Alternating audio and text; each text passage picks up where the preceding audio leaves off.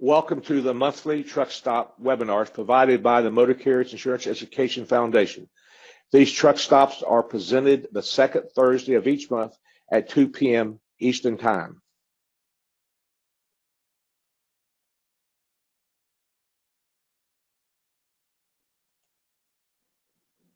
These webinars are presented as industry updates for information purposes only and do not qualify for state CE credit.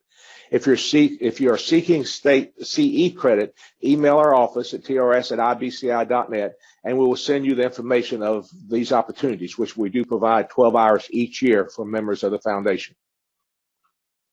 If you have any questions, please type them in the chat window. They will be answered as time allows or responded to after the webinar via email, and they'll be shared with everybody as long as the questions are generic enough.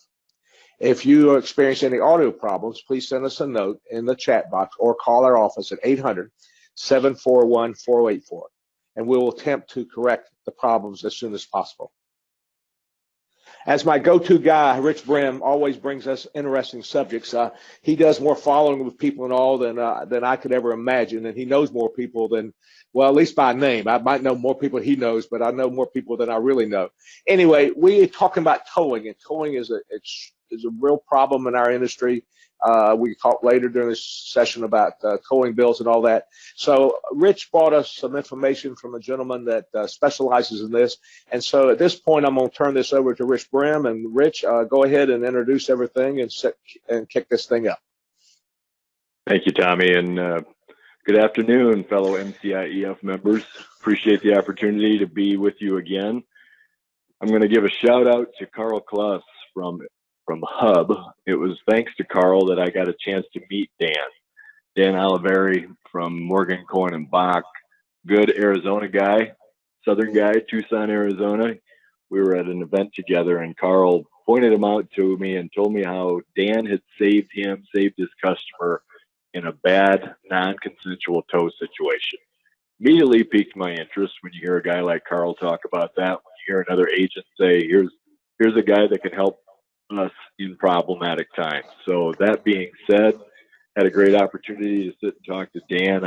I've introduced him to people that we utilize, and I'm just going to give you a first party confirmation that our adjusters have said, you know, again, he saved them and got them through some very difficult challenges, saved some money, got back some equipment, etc. So I won't steal his thunder.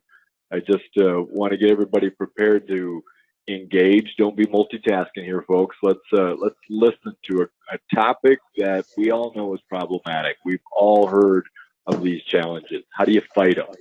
Dan has taken his entire career towards mitigating financial losses for businesses. Putting a strong emphasis in the insurance industry is one way in which he can help companies. And over the last few years, he's represented some very large corporations, some of the largest in America, assisting them in their litigation and their mediation, arbitration, investigation, subrogation, and all kinds of commercial and consumer collection issues too. Since he partnered with MCB, he's helped them to transform into a very dynamic, cutting edge, a very effective commercial mitigation firm in the United States. You know, we also oftentimes, I should say, hear them talk about how they litigate. Well, what can they really do to help in a business sense? And that's where Dan comes in. He can tell you that he has a network of nearly 200 people across the nation that are litigators, but also 300 private investigators, a lot of highly sophisticated mediators, and this is the first non-consensual focused tow analysis team that exists in the United States. So we're pretty excited to have him on board today. I won't belabor this any further. Dan, I want to turn it over to you and welcome you to the Motor Carrier Insurance Education Foundation. Hey, Rich, Tom, thanks for having me.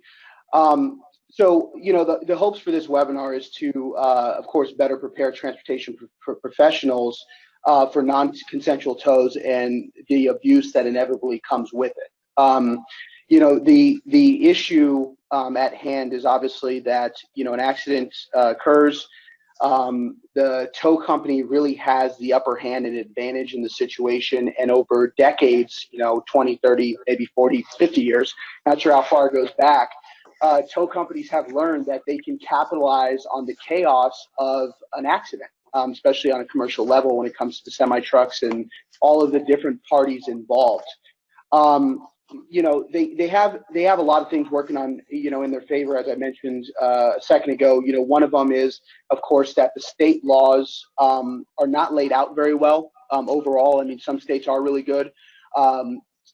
Most states are okay, and there are also a lot of states out there that I don't want to put them on blast, but are just what I would consider the wild, wild west. I mean, the regulation is close to nothing. And when you have someone that is, like a tow company that is being called out by the police department, it's not usually, it's not consensual. The police department is basically force feeding this new vendor to you, if you will. And there's no laws protecting, or the laws are very limited. It allows a lot of room for corruption, inflation, abuse, et cetera. And that's obviously what everybody's seeing in the United States as a whole. The other thing is that, the other advantage that they have is that this is a stressful situation. I mean, it's a stressful situation for the driver. It's a stressful situation for the company, dispatch. There's a lot of people that are under the gun once an accident occurs, and that puts people in a discombobulated state, if you will. Again, giving the tow company an advantage to, pad bills and add things in that shouldn't be added, and really, again, take advantage of the situation. And then the last thing that's most noticeable to me, while, on my end, obviously while we're fighting these things, because usually we get involved after the fact, after the inflation bill comes in. One thing that we've noticed over the years is that it's very, very, very easy to divide and conquer all parties involved in the accident. I can, if I'm a tow company, I can almost bet on the fact that the carrier, driver, freight broker, insurance carrier, adjuster, consigner, consignee are not obviously working together. And a lot of times, even though, the idea is to, for the insurance side of it is to obviously, provide coverage, and for the transportation, the broker and the carrier and the consignee and the consignor, the obvious objective is to get the load to where it needs to go. But everybody kind of has their own interest at mind. So it's very, very easy to turn everybody in against each other by holding the equipment and the cargo hostage. I mean, think about it. I mean, if I lock up the equipment, if I lock up the cargo, now I have a shipper and receiver that are upset because the cargo didn't get to where it's supposed to go. The broker turned on the carrier because the carrier screwed up. The carrier's pissed off at the freight, the insurance broker because they didn't have enough coverage on it to cover the tow, because they were trying to save a couple $100 or whatever the case may be, and the broker didn't explain it well enough, or whatever the situation is. And all the while, the tow company is sitting back and, again, inflating these bills. And while everybody's fighting each other, nobody's really noticing that the bill is getting padded. And if they are noticing that the bill is getting padded, because let's face it, some of the insurance professionals here, they look at a bill and they go, wow, $50,000, $80,000, that's pretty high. The thing is that there's so much pressure on everybody that whoever's ultimately responsible for cutting the check, sometimes it's just easier for them to just cut the check.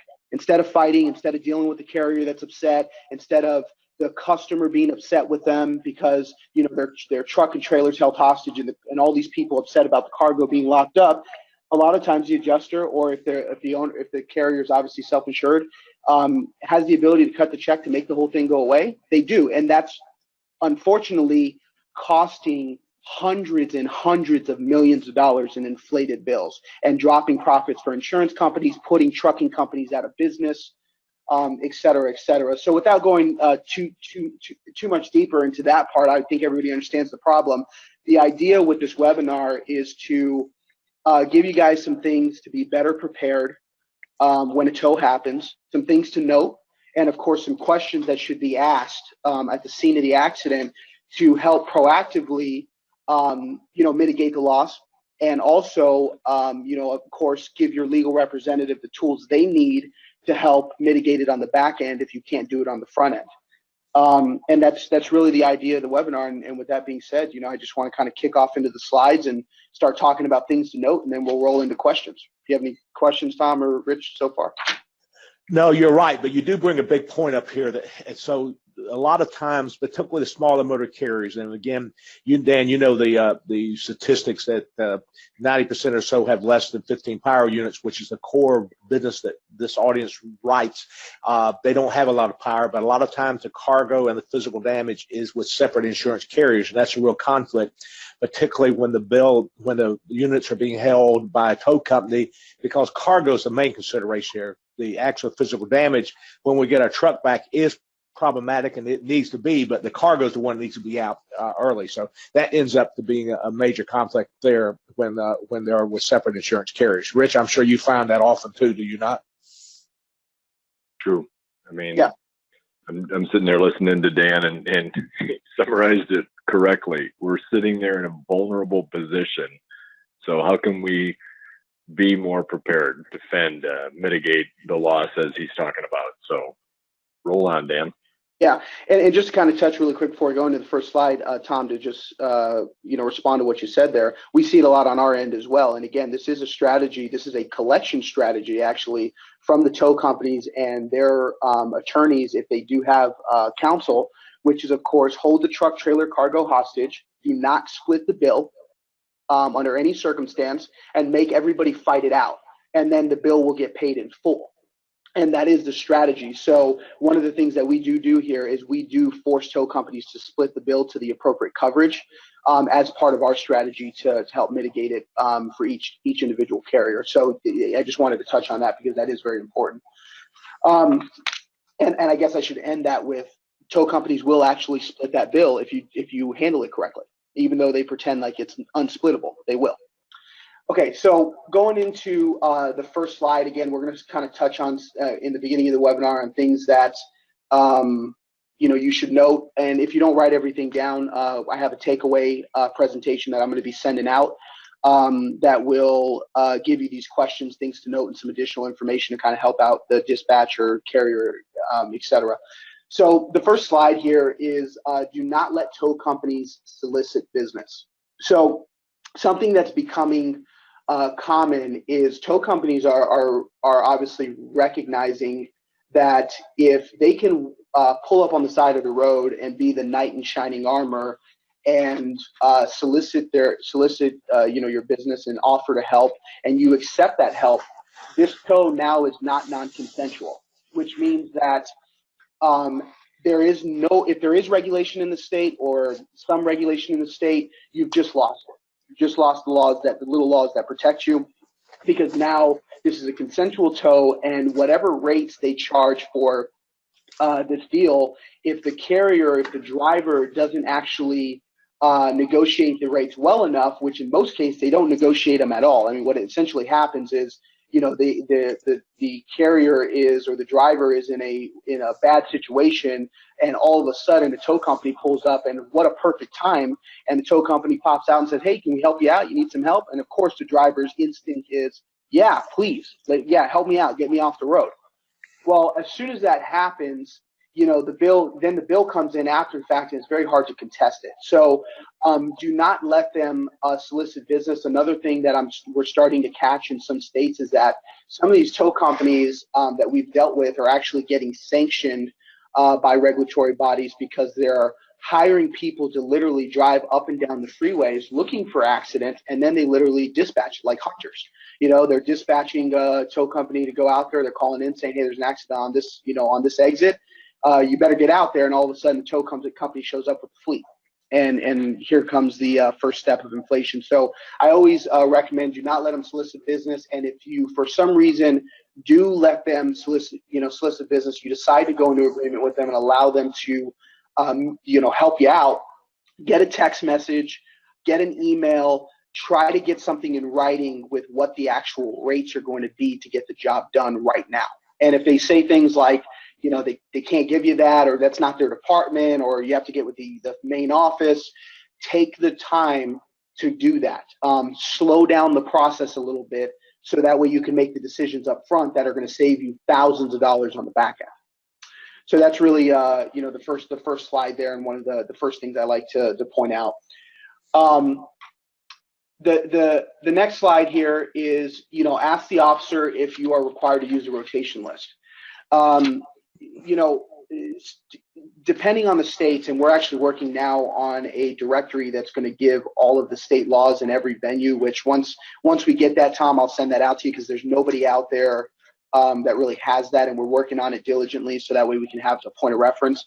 But some venues will actually allow you to just go out and hire your own tow company. So if you have a tow company that maybe your organization has some predestined rates with, or has a working relationship with, if you have the opportunity to call them, especially if you have something set up with the rates that are, and you're dealing with a reputable business. If you don't, there's a company out there called TTN Fleet Solutions, which specializes in basically, partnering reputable tow services with carriers, insurance companies, etc. And they may be a good solution as well. Dan, two things if the audience might not have not had experience with this. First off, during our new advanced coverage seminar, we actually talk about preparing the insured for the crash, and talk about prearranging towing, and actually refer or give information concerning the company that you just referenced in. We also have recorded a video that's 50 minutes long in Rob Mosley's office a couple of weeks ago, that we're going to be able to provide to all of our members to give to our insureds. And that those two videos will be, one for the agent, what the agent should do to prepare the insured for a crash, and second, what to do at the accident site. We hope this will help the agent to know what they need to go through besides just delivering the policy, and help the insured to be prepared when the crash happens at the actual site. And both of those 50-minute information videos, we will talk about preparing for having a towing company lined up, and then having, our even suggestion is having a laminated card in the cab that says, here's our preferred towing company, please call them for the tow, with the unit number on it, and then suggest that the third person that the third step that the driver should do is first obviously secure the site, put the as you have here, the safety things out, call the officer, whoever they got to call from the crash, and then call the tow company. So we're on the same page there. You need to prepare for this, and not say, oh my gosh, it's happening to me. No matter how small the motor carrier is, they need to have this prepared. Absolutely, and good training with them too. I mean, not just obviously put it in the truck, but also, continue to train your group, because you need that muscle memory. It's just like self-defense classes. You're gonna have to practice that technique several times, so when you are in the heat of the moment, you can of course execute. Okay, so the next slide that we have here is take lots of pictures of the recovery and cleanup, or even better, shoot some video. Everybody, well, not everybody, but most people have a smartphone, and those smartphones really come in handy in these situations, because you could take really, really good, clear HD pictures. I mean, now I think there's even smartphones out there doing it in 4K, and you can also shoot a really, really good quality video of the cleanup and the accident. And this serves many purposes. The first one is, it is a proactive measure to inflation. What we have found is that companies or drivers that are taking pictures on the scene, those bills oftentimes come in less. I mean, we do get them inflated, but they come in less inflated than the individual that goes out there and just stands by, and they're not recording anything or taking pictures. The tow company knows there's a record. They're watching the fact that you're creating a record of events by those pictures and those videos. And again, it stops them from thinking they can get away with absurd inflation. They might still pad the bill, and they might be more creative with how to pad that bill, but the more blatant stuff is cut out right off the bat. So pictures and video is huge. The other thing is these pictures and video not only help the adjuster, but they also help your legal representative. So if you end up in a situation where you use a firm like myself, or you have maybe your own in-house counsel or an attorney, or anybody that can go out there and really help you try to mitigate these inflated bills, the pictures and the video really, really help reconstruct what actually happened during the recovery. We want to be able to see if there's 10 guys out there and 4 of them are sitting on the side of the road leaned up against the truck. We want to see was there 3 rotators sent out there and 2 low boys, and 2 of the rotators were just sitting idle the whole time? We want to know that.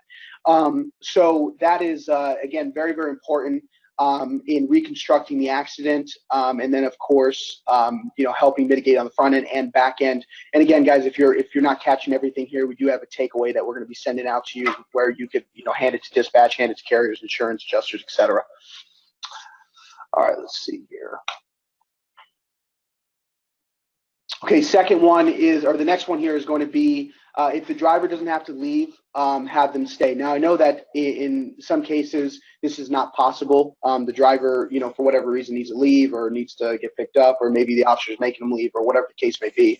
But this is something else. This is another opportunity to have an eyewitness account, have a driver there, somebody watching, the cleanup. And this works the same way as the pictures and video. As far as the proactive side of it, they know somebody's watching them, so they're less likely to do things that are going to be, really blatant or absurd. And then, of course, later down the road, that eyewitness serves really, really well when it comes to mitigating the inflation on the back end once the bill actually comes in. So again, if the driver can stay there, if the driver can, and obviously write notes, as many notes as possible, which we'll get into a little later into the webinar as to what should be asked and what should be noted. But again, just having the driver there is extremely important. Rich here, I'm going to jump in there. I've had some bad claims where, because the driver didn't keep his head on straight, the cops cuffed him and stuffed him. So now we just lost a key witness on the scene. So again, trying to prepare agents, your customers, to have their drivers, as Dan said, have some muscle memory. How do you keep your calm? How do you be prepared? And calling ahead to your dispatch and telling people, so that people like Dan or someone can find alternative people to be on that scene if the driver is not able to. And I know that you can't necessarily order up an independent adjuster and expect the insurance company to pay for it. That may come out of their pocket, but sometimes that does get paid for. Whether it's someone out there, a private investigator, maybe Dan may have a solution, depending on who you're talking to. I believe TTN has even utilized other towing companies to go out there and observe that rogue towing company that is on the scene, to be able to document it so that they can fight it. So those are just ideas that we're talking about. They're real world situations. And these are the tactics, folks, that we're trying to help you to understand so that you can be prepared and we can take on these challenges and win some of them. Yep. Yeah, absolutely. So next one I have here is, ask the officer if they'll allow you to transload the cargo prior to it going back to the tow yard. Now this is a difficult one. At the scene of an accident, depending on how bad the accident is, it might be something that is not possible. I do realize that. Again, we're just giving options and different strategies that could be used to try to, again, mitigate the bill and save thousands and thousands of dollars. There's a lot of states out there that will let you do a transload and get the cargo moving if the cargo is intact, obviously, and has the ability to be moved. But on the flip side of it, if it doesn't get transloaded on the scene and it gets to the tow yard, some venues will actually allow the tow yard to hold it hostage, and they will back the tow company on holding it hostage until the bill is paid. So again, this is one of those things that we're building out a directory, if you will, that's going to literally cover every single venue. It's a pretty deep process that we're in right now, or project that we're in right now. And the idea will be, at some point in time, you'll be able to go on our site and figure out what exactly the laws are in the venue. But you want to, just as a quick way to find out is just literally ask the officer, just, hey, if I get someone over here, if I can arrange a transload, or if I can move this over, maybe to this docking station, one way or another, can we do this, or can we transload it? And again, the situations may not allow it, but if you see the opportunity, seize it, because it could save, again, thousands of dollars and alleviate some of the pressure down the road, because now at least the cargo's moving. Dan, just yeah. a point in coverage standpoint, all cargo policies I'm aware of actually have that obligation put on the insured from Protective Reserve, that they have the duty and also the right to do what you just said, to be covered under the insurance policy. So Gotcha. anything that's salvageable, the policies say the insured has an obligation to don't go to bed, don't go to sleep, but go get a truck, go get it offloaded, get it to a warehouse, and that will be paid within the policy terms of every policy I'm aware of. Rich, I assume you agree with me. I haven't seen one that did not have that provision in it. No, I agree with you. And again, listening to Dan, and not to get too far into the weeds, there's so many challenges before us, folks, especially now with like Food Safety Management Act.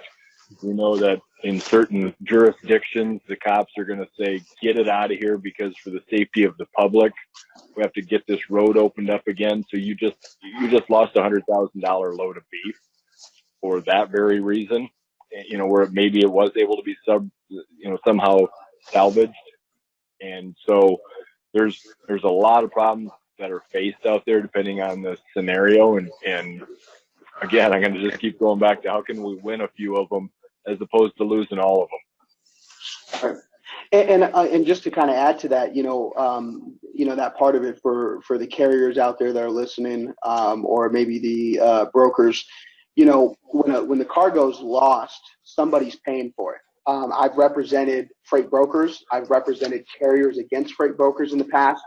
And I can tell you one common fight that we see is, a broker has to pay, obviously their customer for the load because they put some provision in place. Actually, I just had one last week where it was for, I don't want to name names, but it was for alcohol. And in the broker's provision with their customer, they agreed that in contract that they will pay for any damages to any cargo. But then at the same time, their carriers also signed an agreement with them saying that they will pay for any damages caused, that's not covered by insurance. That's when you start getting carriers, going out of business. And I've seen a lot of carriers that really had the ability to mitigate it on the accident and chose not to because it wasn't either convenient, or they didn't want to get into it, or they didn't see the value of it. And then next thing you know, the broker's knocking at the door saying, hey, you owe me, $50,000 for that load of cherries. And the carrier doesn't have the money to pay that. And again, it plays on the broker as well with paying their customers. So again, just to kind of say, go back to what you're saying, Tommy and Rich, is if you have the ability to do it, it is in your interest, if you're a carrier listening to this, to mitigate this loss and have vendors in place to help you do that. So, okay, let me bounce the next one here. So, okay, so the next one here, and this is another one that could be difficult, is get as many names of the tow crew as you can. This is somewhat of a weird one, and sometimes people are wondering why we're asking this. The reason is because a lot of the times, tow companies are going to, when they inflate bills, one of the best ways to inflate a bill is personnel. So what you'll do is I will send little Johnny out there, and he will be the driver. And little Johnny is also the laborer, and little Johnny is also the equipment operator. Well, when that bill comes in, you're going to get a charge for the driver, the laborer, and the equipment operator.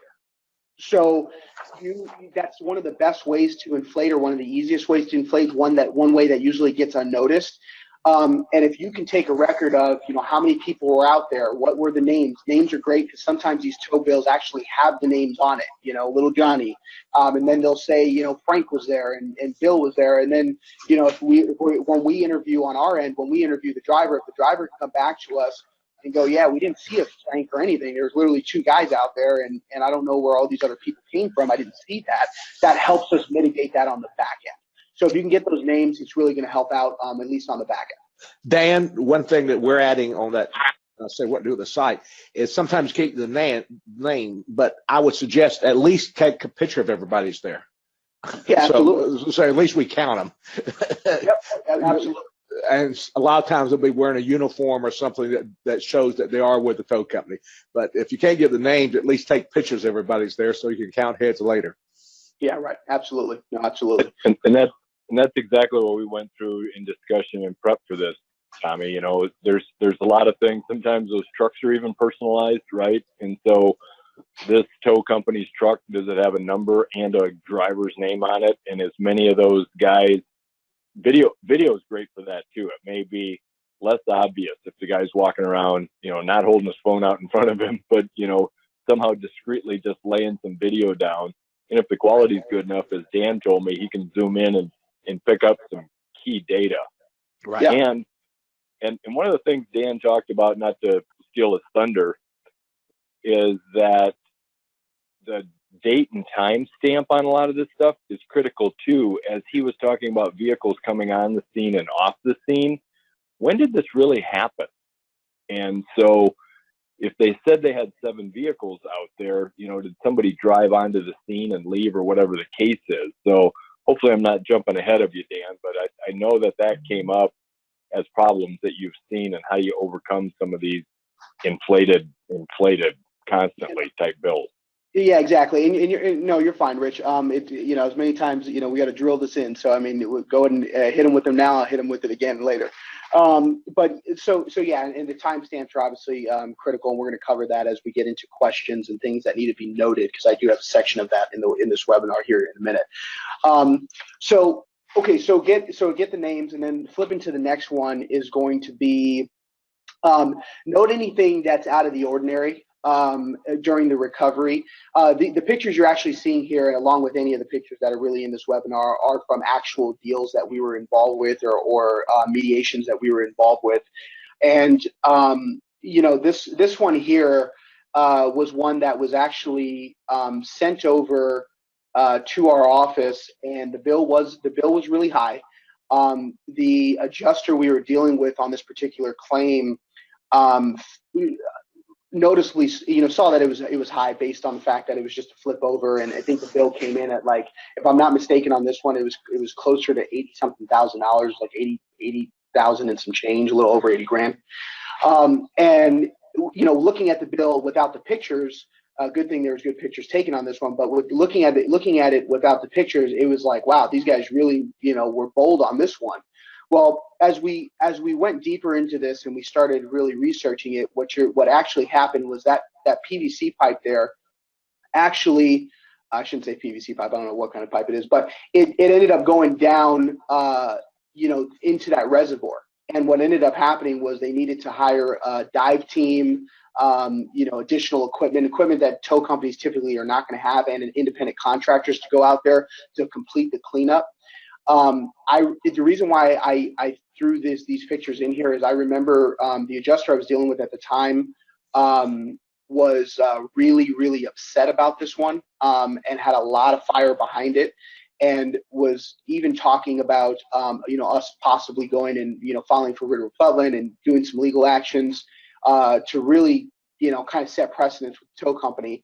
And if we did not know all the extra things that were going on here, and obviously these notes didn't come in the way it needed to, and the pictures didn't come in the way that we needed to, you know, our process is really fast, so we usually work within 3 to 5 business days. So if we don't have this information up front, we may have went that direction. And sometimes these tow companies, when we make contact with them, sometimes they don't want to articulate to us what actually happened. They're just so upset that they're being challenged that the conversations are not sometimes as productive as we'd like them to be. So a little miscommunication on that end, no pictures, and next thing you know, we're in a legal action for something that we shouldn't be in a legal action over. So that is one thing that you do want to of course cover. So anything out of the ordinary. I had another one a week ago where another cleanup, the bill came in really high, but there's cattle that were dead all over the highway, so that it made it worse, and made it, you know, other contractors had to come in and, you know, and all that stuff. So just note anything out of the ordinary. Do they charge for the Barbie on that one? Have the barbecue there? That's what. Yeah, right. No doubt. Yeah, they had a whole party. Yeah, and the cowboys to round it up. Yeah, right. And they were extremely upset about the fact that we were contesting the clown for the kids. You know. So that's okay. So that's that. And then going into our next one here, you know, give the tow company both your insurance carrier information as well as your own. I see this happen. You know, this happens so often where, the heat of an accident happens, things are, there's all this chaos, and somehow the tow company, and some of these guys, don't, they have the information and they just choose not to use it, of course. But there's a lot of cases where we get involved 2-3 months later. There's 2 months of storage, 3 months of storage, and the tow company's like, listen, we have no idea. We couldn't get in contact with anybody. We didn't know who to call, and for whatever reason, the adjuster didn't get out there quick enough, or maybe it's a self-insured situation, and the carrier thinks that everything's totaled, and why spend any time with it, or whatever the case may be. And next thing you know, you get all these different storage charges out there. And if there's a reefer unit that has to be ran to keep cargo rolling, that's going to be expensive for fuel and things of that nature. So again, make sure that information's in their hands. Dan, I want to stop here, and Rich, you put in just for a few minutes. Guys, insurance is a big part of this, but towing is all over the board as far as the coverage you have in your policies. So if you have participated in the classes we have, or the online have, know that we're dealing with two situations in our policies. Our policies are written typically with a stated amount, which says the most we'll pay for any loss is the limit of coverage in the policy. The second deal says that we have to protect and preserve the property and keep a record for considerations in the claim, but doesn't say it'll be paid. So when you deal with an insurance carrier, you have to ask them the question is how record bills are paid. And they're basically, Rich, you can do this, but basically I find three options. In addition to the limit, meaning that we take all the money needed to repair or replace the unit, and then we add a record bill to that, and that bill will be paid as long as, even though it exceeds the limit that was there for the repair or replace. Some others will say we'll pay the record bill and the repair or replace, but no more than the limit of coverage. So therefore, those record bills are paid, but if you run out of limits of coverage, then you don't have any more coverage in your policy. Some of those carriers will add a kickback, add another $5,000 or $10,000, and make more dollars available to them at a pretty reasonable rate. There are some carriers who put a towing endorsement on the policy, but that typically limits it to the amount that the towing endorsement says, even though there's limits left in the policy. And so there's no uniformity here. And frankly, Dan, I say there's no right or wrong. Every carrier approaches it differently. But to me, there are two areas that the retail agent, or actually three, the retail agent can be in trouble with, and that is not having the proper limits of coverage so that the insured units can be replaced with one just like it, the same miles, year, rate, condition, and second, how record bills are being paid. And so we need to pay attention to that. Rich, do you have any more you want to add to that? No, I agree. I mean, as we work with people, as you've educated us through the years, Tommy, you need to be aware of this. First off, it's taking care of your customer, not having a surprise later on, not having a excitement and opportunity claim, right? Not having someone claim that you had an error, you omitted to tell me that. So this is critical thing to know in your coverage. And then sometimes, with all due respect, adjusters, they don't always understand the way that policy is structured either. So agent, you need to be engaged in this process. And as an underwriter, I've looked at claims that maybe weren't handled right, and we paid something that we shouldn't have. So underwriters, you likewise are engaged in this process. So this is good conversation to be aware of how it comes down. And again, everybody's kind of running fast and furious here.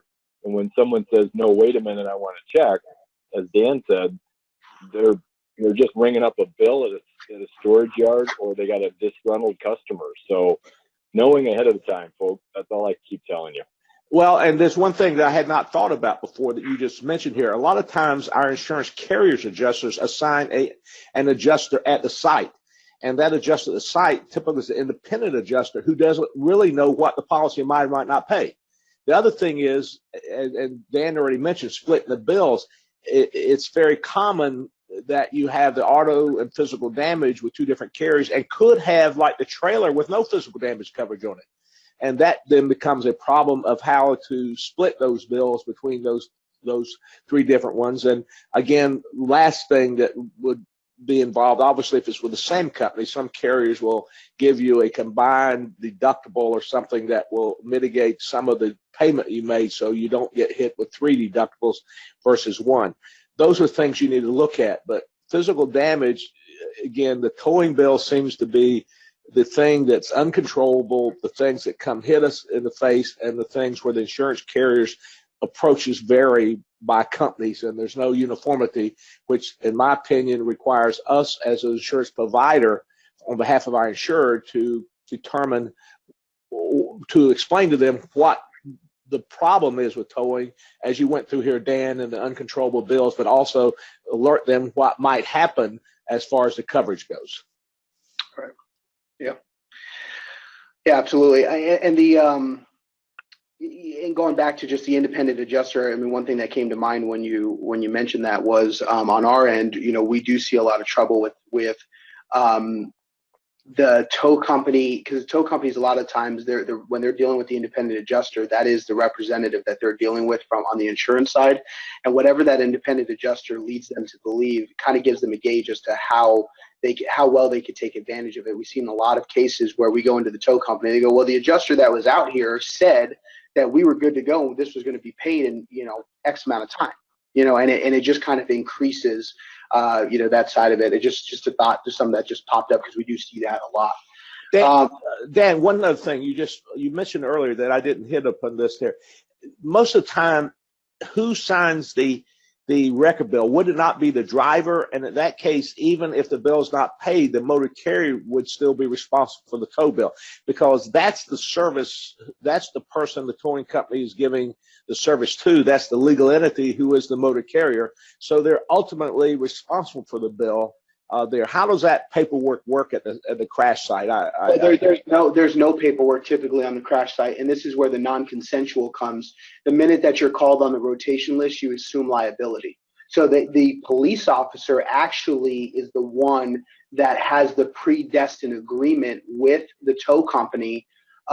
Usually on an annual basis, there's a fee schedule that has to be sent to the police department. That's why it's non-consensual, and that's why this is such a bad bad problem in America, is that what's happening is the police department has signed you up for what's happening. And so there is no paperwork. They don't need any paperwork, and nobody needs to sign the bill.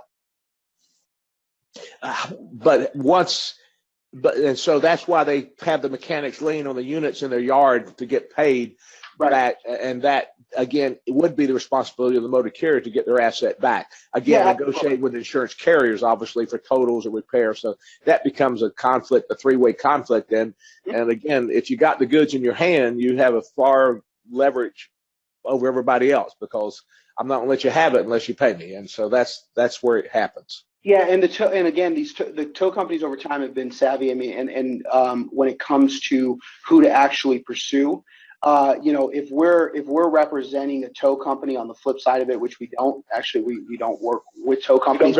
You don't go to the dark side, huh? No, I don't. No, we've picked a side, and we're on the side wholeheartedly. We don't represent wreckers, but if we did, the strategy that I would give them is not to go after the carrier, besides the fact of holding the equipment hostage, and start with the insurance company first. If you're going to tax, start there, and then if you're going to and then secondary, if the cargo's involved, hit the shipper. I just had one where the tow company, the insurance adjuster didn't send it to us for a while. They were trying to negotiate it themselves. The tow company's attorney said, "Hey, you know what? We're just going to sue. We're just going to sue the shipper." And they literally just sued the shipper, forcing the broker into a bad situation, which ultimately got their bill paid. So if we're going to, if I'm on if I'm playing, and this is one of the things that we do all the time is play strategy on the other side, that's how you attack it. The carrier is the last one, because the carrier is the one that has, in most cases, is going to be the one that's least likely able to cut a $50,000 or $60,000 tow bill.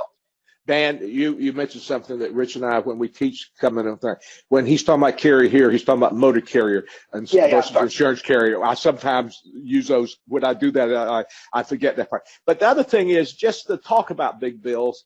I mean, those tow trucks that are heavy enough to pull a fully loaded tractor trailer or upright, those units are very, very expensive. So Right. not all tow bills are unreasonable. Like you Absolutely. like you just put about that piping and all. It's just, so they got to have a return on their investments, and they got to generate enough money to afford those big units. Absolutely. So we're not here beating the towing companies up, because it is a business, it is a necessary business, it's a business that we are lockstep with, and those units cost hundreds of thousands of dollars. So obviously they've got to get a return on their investment, as well as their people, and their people are in danger on these roadsides. So there is some danger involved in this. Yeah, and knowing and that's a great point. You know, and I think I'm glad that you brought that up, because I think a lot of times when people hear me speak, you know, I'm like the anti-tow. You know, I'm the bad guy for the tow companies, obviously, but the reality is yes, there are reputable tow companies out there. These are not all bad people. There's a lot of good people in this industry, and unfortunately, it's just the industry's tainted from the ones that are bad. The big thing, and you actually touched on something that's critical in my organization, in my firm, which is knowing the difference. That's what's most important. You know, the issue with combating tow, prior to us, you know, Rich mentioned this in our introduction when he said, you know, we're the first tow analyst team in America. We actually developed a team built of individuals that are from the tow industry. The person that runs it is a second generation tow owner that ended up selling his business and came to work for us. We have tow people that are have handled the AR side of it, have actually been supervisors on the ground, you know, in these things. And we built a team for that exact reason, to know the difference. Because, you know, it's one thing to have an attorney make a phone call and say, hey, this bill looks really high. It's a different thing to call and say, hey, listen, this bill is really high because you had 3 rotators out there. You really could have done this with 2 low boys and 5 guys and not 10 guys. You know what I mean? So that is really, knowing the difference is very important. So I just want to throw that out there, that yeah, absolutely, not every bill is bad, and you do got to kind of get familiar with that side of it. And not every high bill is bad. That's what I'm trying to right. Absolutely. Okay, so the next part, and I'll, you know, I don't know how haven't been timing, so it looks like we're coming to an end here soon. Right, we're close. Right. Okay. So I have questions and some things that I think that, and this again is going to be sent out to this takeaway. We're going to send out kind of a form that can be passed around, and some things to note, and some things that can be used to train your staff and your group and your insured and all that good stuff. So the next thing I want to cover is just questions that should be answered, most of them by the driver. And or even, you know, I like the dispatch. I always like trying to prep dispatch for this, just because in the scene of an accident, your driver is the one that was actually just in the accident. The emotions are up, the adrenaline's going. It's hard to think clearly sometimes, and the dispatch is out of the situation and may be able to kind of guide the driver. So I don't know how, you know, it depends on obviously the dynamic, but some of the questions that you do want to have answered is, you know, the first one I have here on this list is, you know, how many. Is that a list you're showing on the slide, or a list you're talking about? There's no, you know, I actually don't have this on the slide. This will be on no problem. We'll send it. Beth will send this out to you, Dan. Make sure you send it to Beth, and anybody who's attending here, we will send out to them. Go ahead. Absolutely. So the other one here is the first one is how many laborers are on scene. This goes back to what I touched on earlier in this, which is again being able to keep account of who's who and what's what. Oftentimes, tow companies are going to charge a different rate for a laborer and a supervisor, which brings me to my second question, which is how many supervisors are out there. You may not know the official title, but you can observe, you know, who's calling the shots, who's actually, you know, a ground guy. If you can kind of determine that, that's helpful. The other one is how many are operating equipment. This goes back into the differences in charges between a laborer, a supervisor, and an equipment operator. Typically, you're going to have, you know, your equipment operators are going to get paid more than your laborers, and the supervisors usually get paid more than both. And you want to make sure that you're not getting double, triple, or quadruple billed for one individual, which is something that's becoming more and more common. So definitely note that. The next one is, do they call in another company to help? This is becoming the new game. So what's happening is, a lot of times, especially in the states that have better regulation, the tow companies are figuring out, okay, so I have a rate schedule, either it's predestined by the venue, or I have to submit it and they contest it up front and then make me adjust it, and then I have to stick to that rate schedule. So anything that's off of that rate schedule is automatically going to get that tow company in trouble, kicked off the rotation list, sanctioned, fined, and all that stuff. So what they're doing now is they're going, okay, so I own a tow company, ABC Tow Company, but I'm also going to create Dan's Environmental Company. And what happens is now when I go on the tow scene, my tow bill will be absolutely perfect when it comes to regulation. It will be as in line as it needs to be.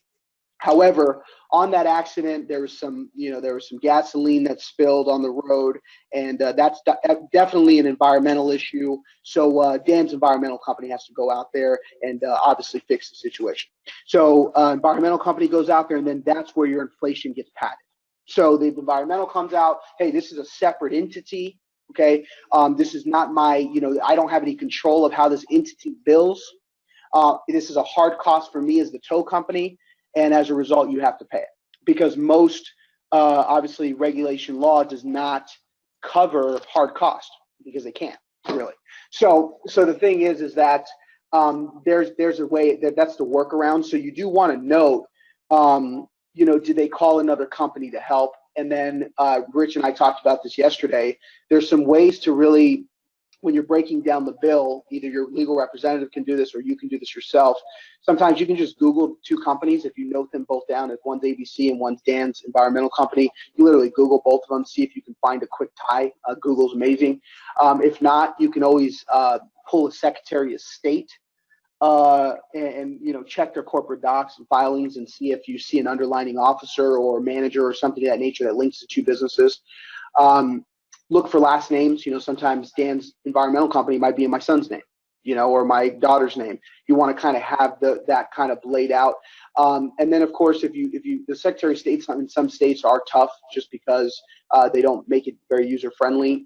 We have a place on our website under resources where you can literally click the state and it'll take you directly to the section of the SOS online portal that will allow you to look this information up.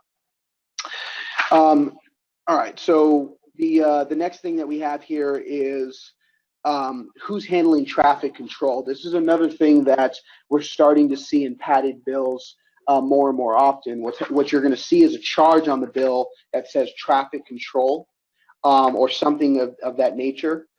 And what they're usually charging for is, I've seen it a couple ways. I've seen it where I had to bring extra people out there to navigate traffic. Therefore, here's another $2,000 bill or $1,000 bill or $3,000 bill, whatever the number is, depending on how long it is.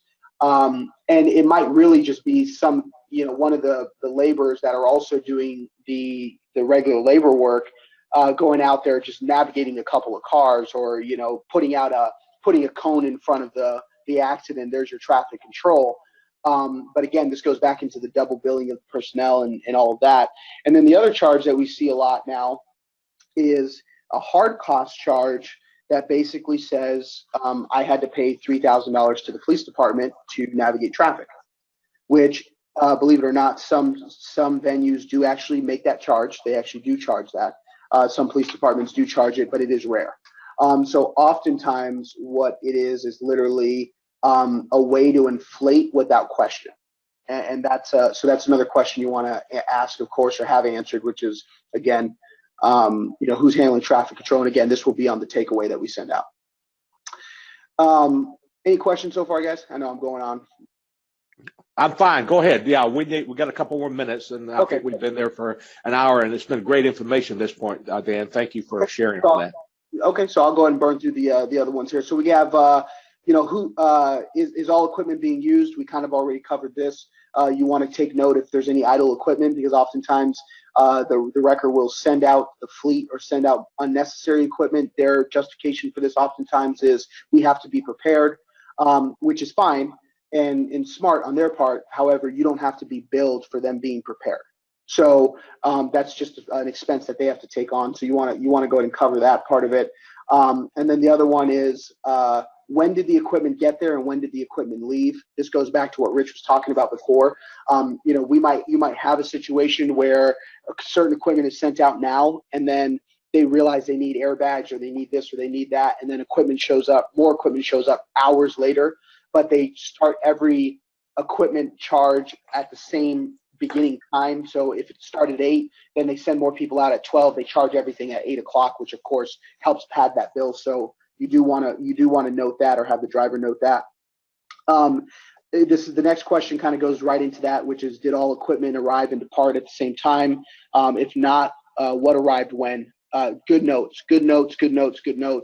Write it down. You know, rotator at this time. You know, low boy at this time. You know, try to keep that you know, in order.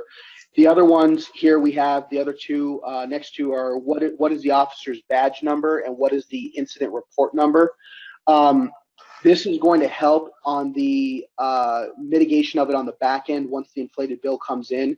This allows us to go directly to the officer on scene and access that incident report as quickly as possible, or at least give the officer an incident report that they can quickly reference to give us the data we need to, of course, assess the bill and ultimately identify any inflation. And then the other one I have here is if you're not the at-fault party, who is? This goes to splitting the bill. If someone's at fault, if something is evident, you know, and the driver can notice it, you know, someone T-boned me or someone, you know, clipped me or got in front of me or anything like that, if they can note as much information as who they believe the at-fault party is, it gives us the ability when we're dealing with the inflation side of it to, number one, put it in front of the at-fault party's insurance company because they may not already be involved. And then the other part of it is also allows us to bring that to the tow company's attention when we're doing the mediation, which is, hey, listen, our client's not at fault for this portion of it. And, you know, they don't really need to pay the whole bill because they're not at fault. And we use that as a way to kind of start from zero and let them negotiate against themselves in a way. The other one is, you know, what's the legal name of the tow company? Kind of goes back into keeping everything in order as to who arrived and who showed up. You know, write down what the name of the tow company is. And then the last two I have here are where exactly will all equipment and cargo be held? We've noticed that a lot of tow companies are taking equipment and putting it in separate yards. That causes an issue when you get into process serving, if something does go to court, you know, and things like that. And then you have, are you experienced? And then, of course, did you experience any out of the ordinary weather conditions? This goes back to the out of the ordinary circumstances. On the back end, we want to know if there was out of the ordinary weather conditions, because this is, again, not all tow companies are bad. And if the bill's high, if there's a lot of snow or something like that, it may justify the charges. And we do want to know that. And you don't want to challenge everything and make a situation worse if it shouldn't be challenged. So that's pretty much all I have on questions. And again, guys, this will be sent out. Anybody listening, we'll send this out to you following the webinar. Yeah. Or at least be able to download it and give it to you. Perfect. Well, thanks for having me. Well, all right. Let's finish this last slide now. I guess this is us. All right, Dan. Thank you, Rich. As always, thank you for you here. Remember, the truck stops are again second Thursday of each month. And the next one will be November 8th, and we're working on the subject matter now. With that said, we're out of here. Thank you again, Rich and Dan. Thank you.